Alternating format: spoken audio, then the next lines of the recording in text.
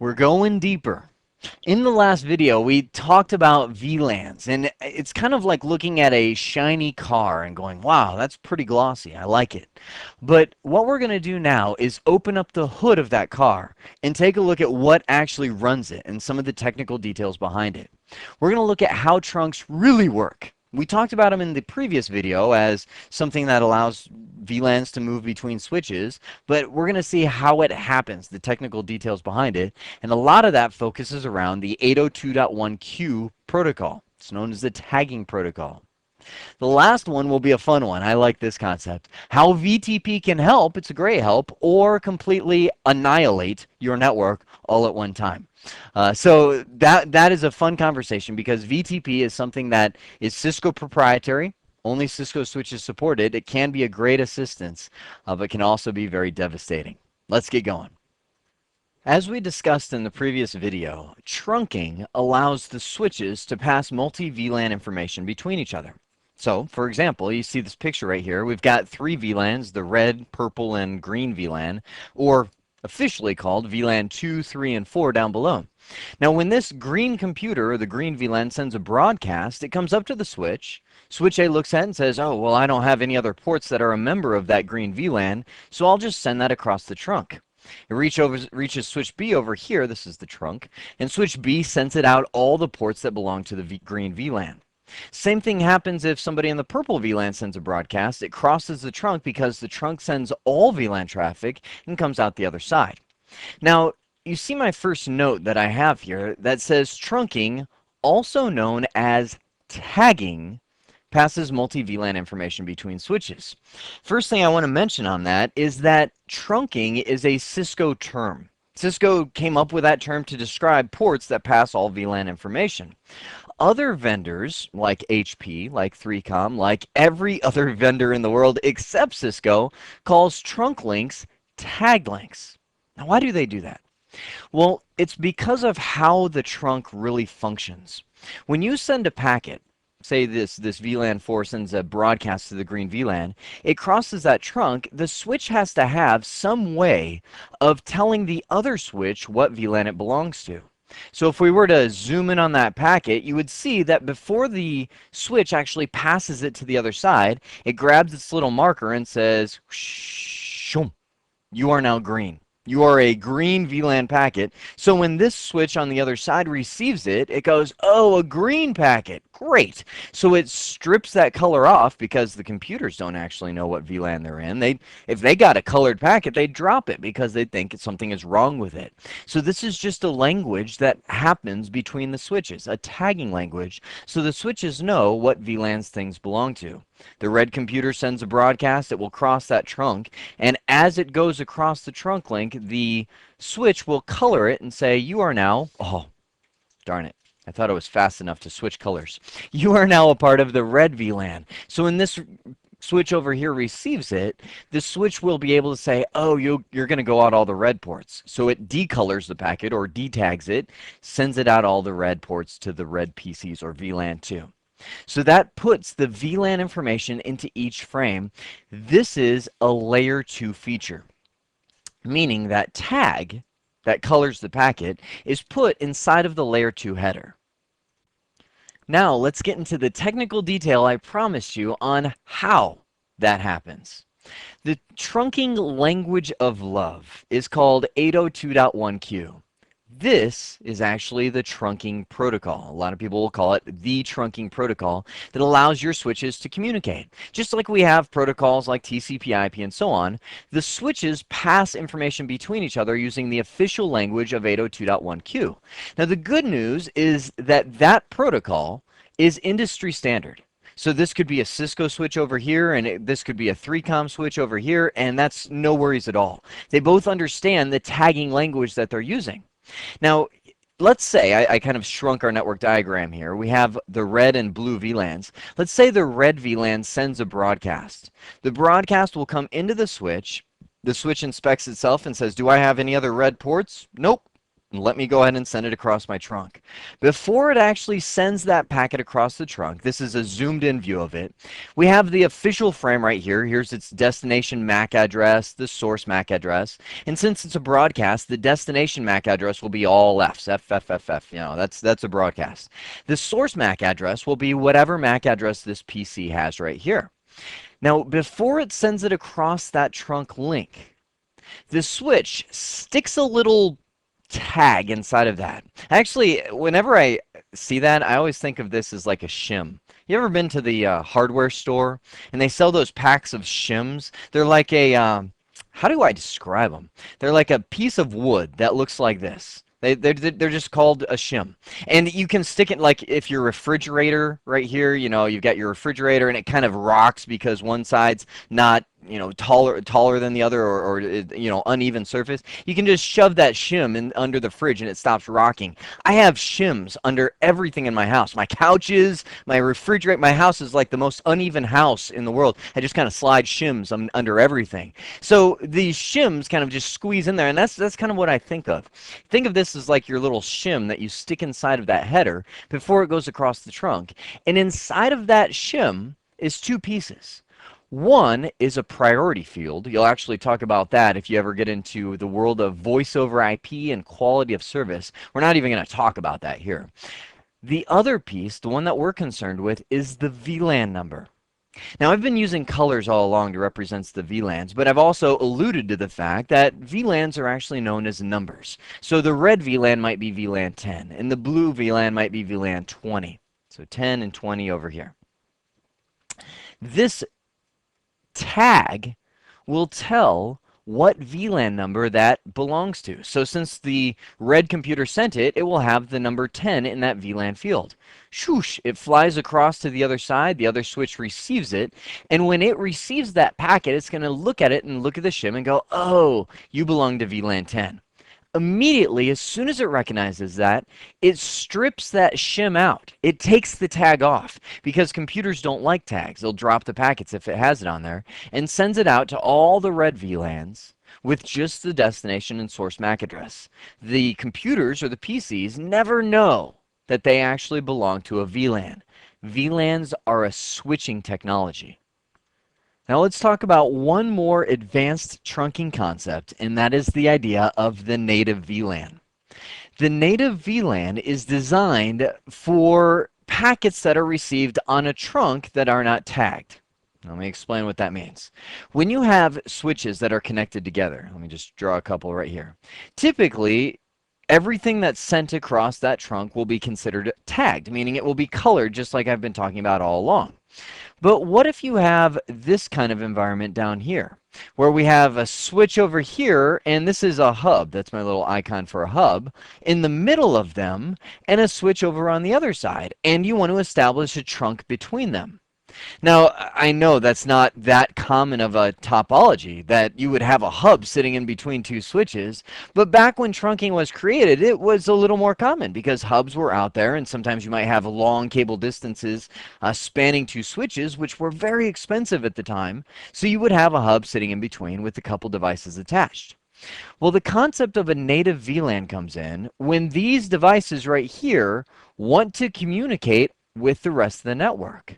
A native VLAN will take their traffic that comes in untagged, meaning it's not colored in some way by one of the switches, and place them on the VLAN.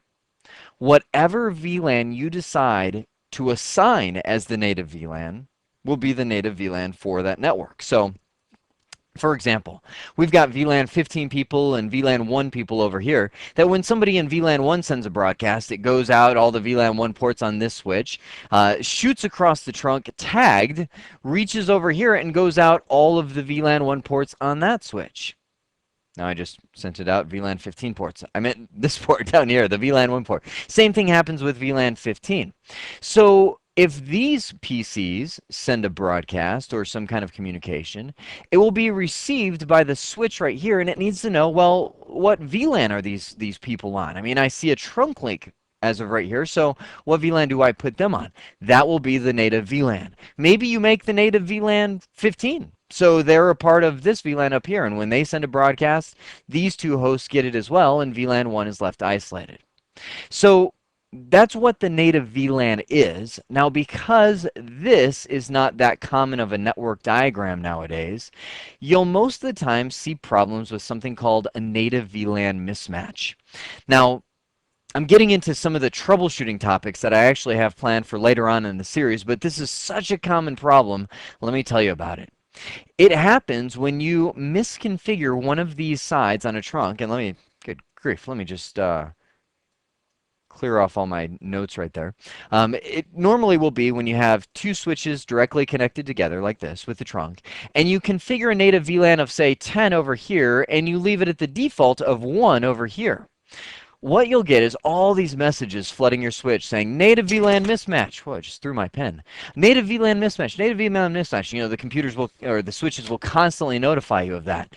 Now, when that happens, the reason it's flagging you so much is you've actually bridged VLAN 1 and VLAN 10 together, meaning a broadcast in VLAN 10 will actually end up coming out VLAN 1 because you've kind of, if you were to look at it logically, connected a port in VLAN 10 to a port in VLAN 1, and now those two are combined into one big VLAN. They actually call that VLAN seepage or VLAN leaking is some of the terms that you'll hear thrown around with that. So the goal is to always make sure your native VLANs match. Most of the people, I'll tell you this, just leave them at 1 all the time. That's the default, and most, I'll have to admit, most people don't even know what the native VLAN is. So they'll just say, well, let's just keep it at the default, which is 1, which is great. It doesn't cause any problems at all. It's when one side gets changed that you end up with a mismatch. Now you notice down here I have a second network diagram because I want to show you how the native VLAN is being used in modern times. We have these new devices that are coming out on our networks called IP phones. It's where people are combining the voice network, meaning the phone system, with the data system all on one network, all in one system, all one management authority. You get some really cool features on these phones, like they have, full internet access if you want them to. There's a lot you can do on these phones, and I don't want to get fully into a digression on the capabilities of those. But one of the security ramifications of running your voice network along with the data devices is the computers can actually begin hacking the IP phones. Wow, I know that sounds kind of weird, but you can actually set it up. There's programs out there. One of them that's become well known is actually Vomit, VOMIT. That's the name of the program. I think it stands for Voice over Misconfigured IP Telephony or something to that effect. That's what it stands for. What it does is it actually taps the phone and can record phone calls from the phone and convert them into WAV files. Yikes. Now, if this person is good enough, they can not only tap their phone, but they could tap other people's phones in the network. Double yikes, because that's a huge security violation. So one of the things that we need to do is actually separate the phones from the PCs. Now, Cisco has a fantastic feature that these phones actually have switch ports in the back. So you can daisy chain the computer from the phone itself. But if that's possible, how on earth do you put them on different VLANs? I mean, because if you look at this picture right here, every port is assigned to a VLAN. Well, here's the concept, and I don't mean to blow your mind too early, because I know we just finished talking about trunks, and I'm about to dump something really heavy on you here. What you can do in the voice over IP world is set this up as a trunk port, or a type of trunk port, to where the switch actually trunks to this phone, because the Cisco IP phone that you have sitting right here can tag its packets. Let me say it again. The Cisco IP phone can tag its packets, meaning the phone itself can put little colors on its packets that it sends that says it's a part of VLAN 50. So I'm talking on the phone. I lift up the handset. I've got it next to my ear. I say, hey, Bob, I'm going to be down in the office today. Things are going great. Behind the scenes, I actually picked up a phone to do that. Behind the scenes, the phone is taking the words that are coming out of my mouth, converting them into packets, and putting a little tag on them that says this is a part of VLAN 50. That's received by the switch, and since this is a trunk port, the switch goes, great, VLAN 50, that's fantastic. I'll assign it to that VLAN.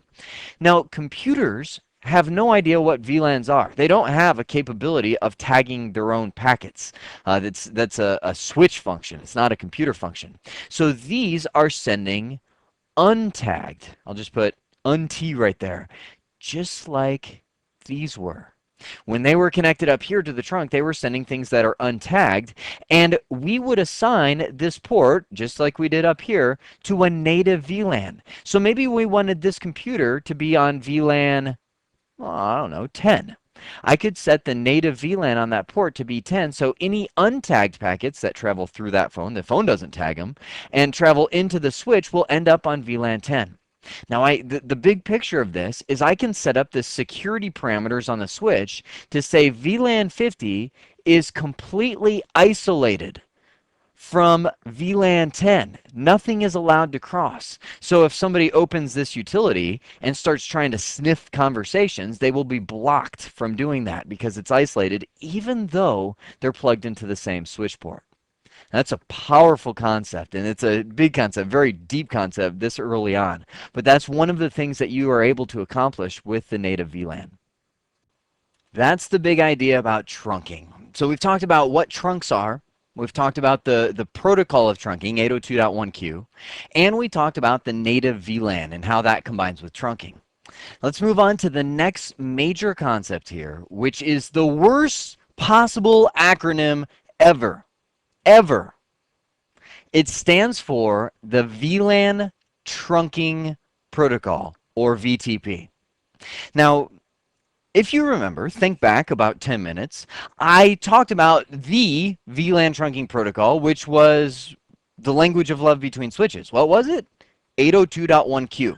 That is the only VLAN trunking protocol that is out there and that is used. Now, I will, add a side note to that. Cisco had a proprietary one called ISL, or Interswitch Link, but that was discontinued. It's not in use anymore. It was just something that was created to meet a need many years ago, and it's no longer used because you could only use it on Cisco switches. So there's only one VLAN trunking protocol, and that's 802.1q. So what's this concept here? What's VTP? Well, VTP should have been called, in my opinion, VRP, the VLAN Replication Protocol. Because here's what it does.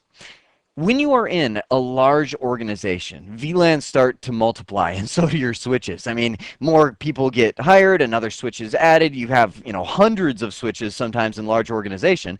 And anytime you want to add a VLAN, it becomes painful because let's say right now we've got VLAN 10 and 20, and I want to add 30 to the list so I can add some people to a new VLAN. Well, I would have to tell that in to each one of these switches here and add a VLAN one by one. Say add VLAN 30, add VLAN 30, add on every single switch. And in an enterprise organization of hundreds of switches, that can be a huge task. So here's what VTP does. VTP says, let me replicate the VLANs for you. So I can go to one switch in my network and say, I would like to add, we'll say VLAN 10. VTP does the rest. It sends out a message out its trunk links and says, hey, I've got an update. We've added VLAN 10. VLAN 10, VLAN 10. And it shows up on all the other switches in your organization, even though you only added it to one switch. Now, you as an administrator still have to go and assign the ports that you want to that VLAN. It doesn't do that for you because it doesn't know which ports are going to be in that VLAN. But at least you don't have to create the VLAN on every single one of those 100 switches in your organization. So that's what VTP does. The VLAN trunking protocol is not a trunking protocol at all. It just works over trunk links to replicate VLANs. Now, you notice I have the double-edged sword. Why am I saying that? Well, that is because VTP, as you might remember from my intro slide, can either save and help your network or annihilate it, all with one slight mistake. Here's the idea of how VTP works. When I add a VLAN in my organization, it has a very simple way of keeping track of who has the latest list of what VLANs are out there. So let's say I add VLAN 10.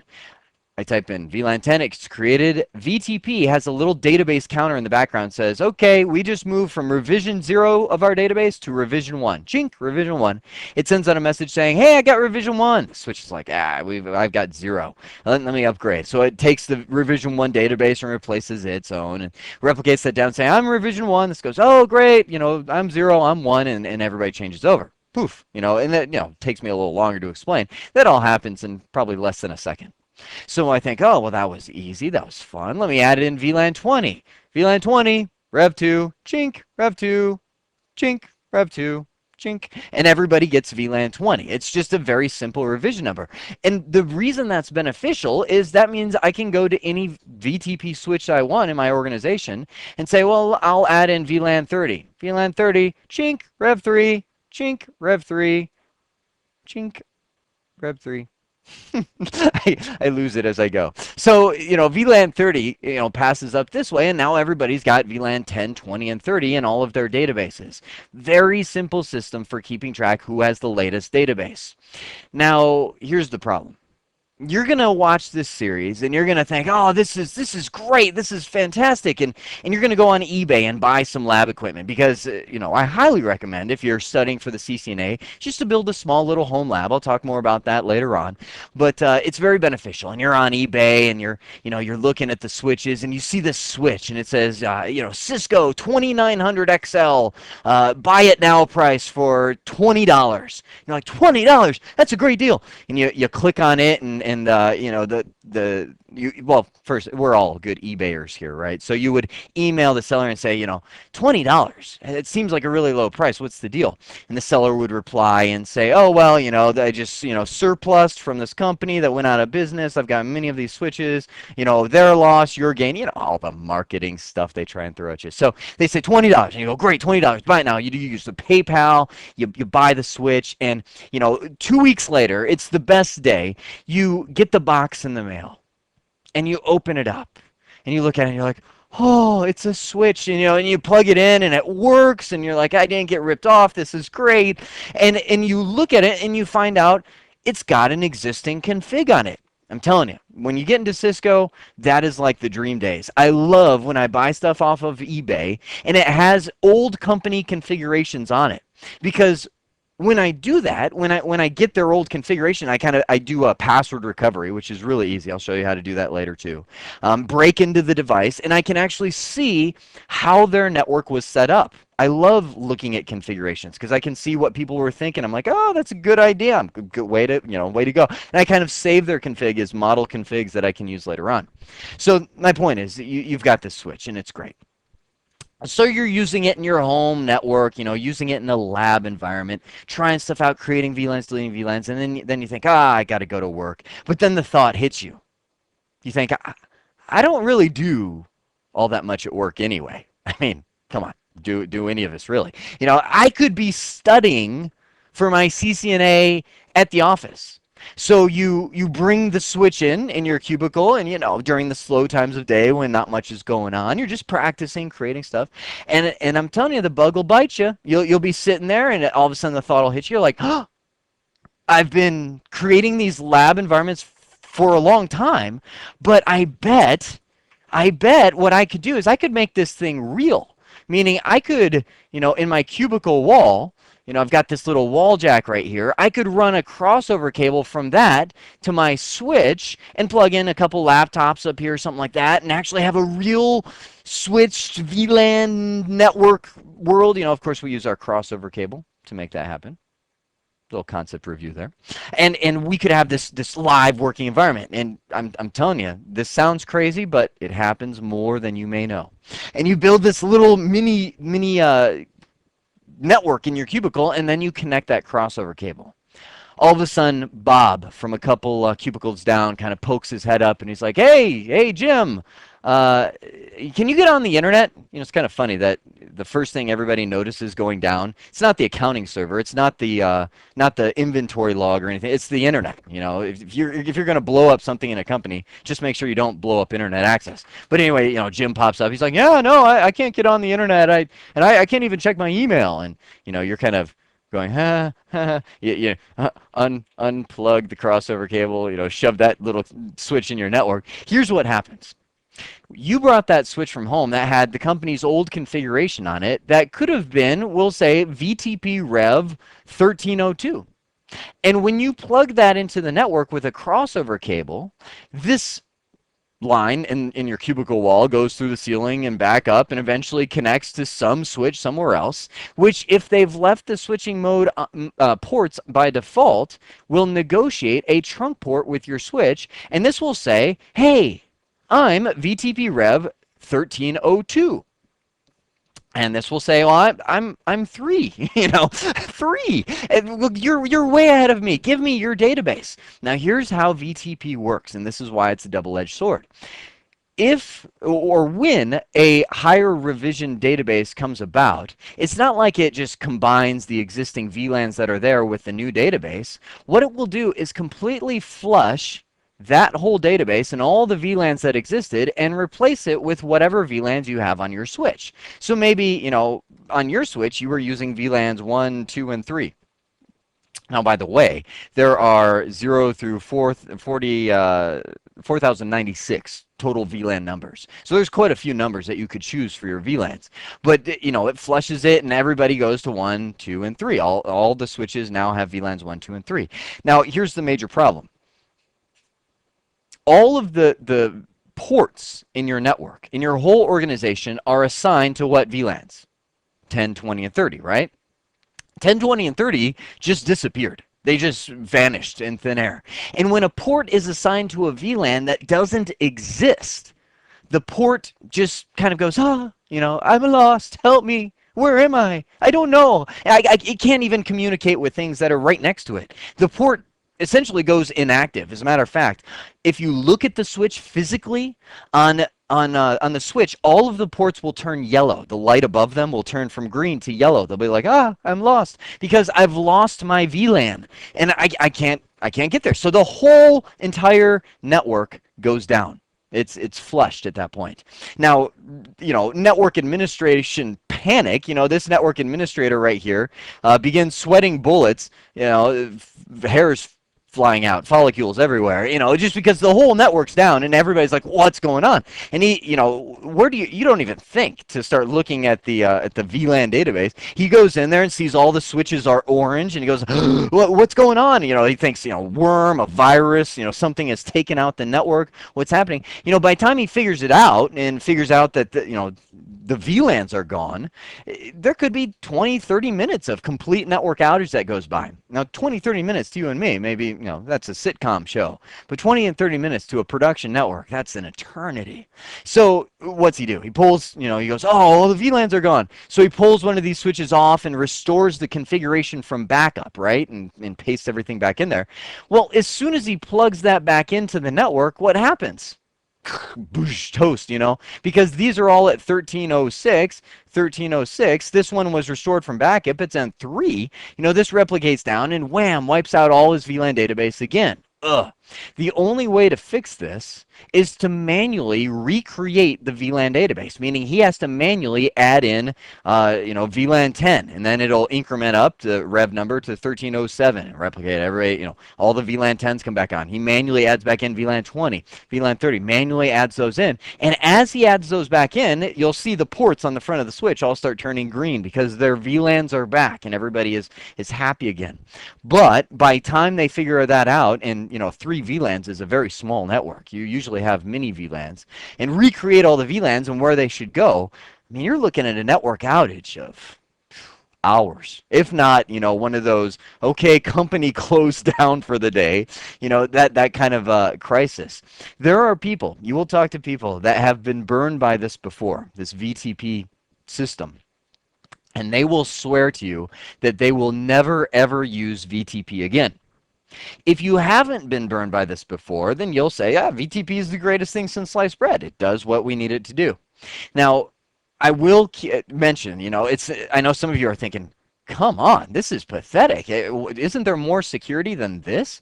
There is, meaning that there's this VTP domain name that has to be the same in order for these replications to happen. For example, if I worked for Intel, I might name my VTP domain Intel, and all the switches have to provide that name in order to replicate.